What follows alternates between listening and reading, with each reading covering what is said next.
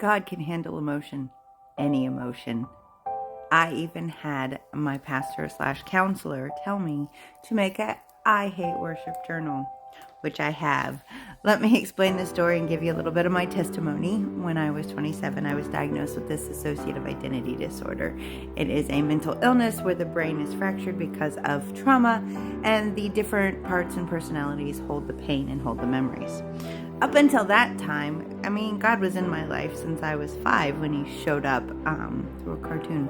Go figure. And we were close, and I would worship and I would sing, and we were connected, and I knew he was there. And then about, I don't know, when I was right before I was diagnosed, I walked into, and I was helping some kids out, and God's throne became my stepfather's chair. Case in point, here's the chair. It freaked me out. Like, that is when I first started realizing that I was flipping to different parts and different memories were coming up, and I got into counseling and I got diagnosed, and I could not walk into church without absolutely being in terror.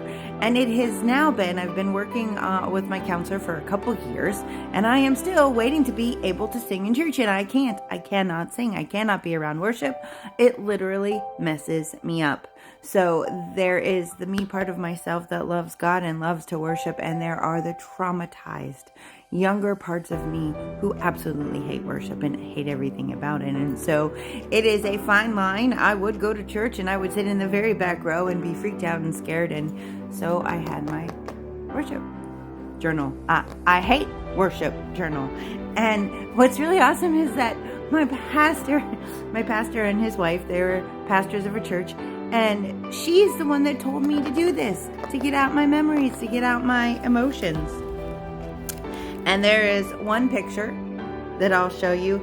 And if you remember, I talked about Rebecca. Rebecca was in charge of the little ones, and she had that door that all the little parts inside that door had stories. And she's like, you are not ready to hear these. You are so not ready to hear these.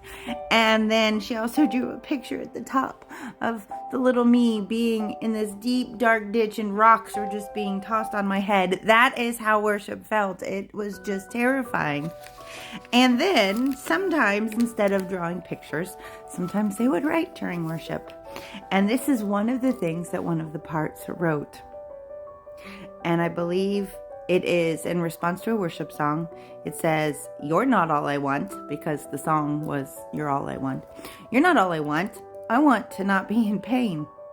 If you were all I needed, how come you left me with them? ... You were not enough when I was little. How can you be enough now?" That's some serious pain, people. And what is really awesome is my pastor did not get mad at me for writing the deep, dark truth. And God did not get mad at me for writing my deep, dark truth and my pain.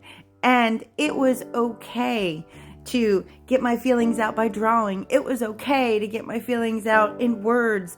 It was okay to not feel all loving, because deep down I loved God, and God knew that. He knew that, and he also knew that there was pain. And this is part 1 of the story. There is part 2 where I'll talk about a little one that helped Rebecca. And thanks for listening to my story. Oh, there's so much more to tell.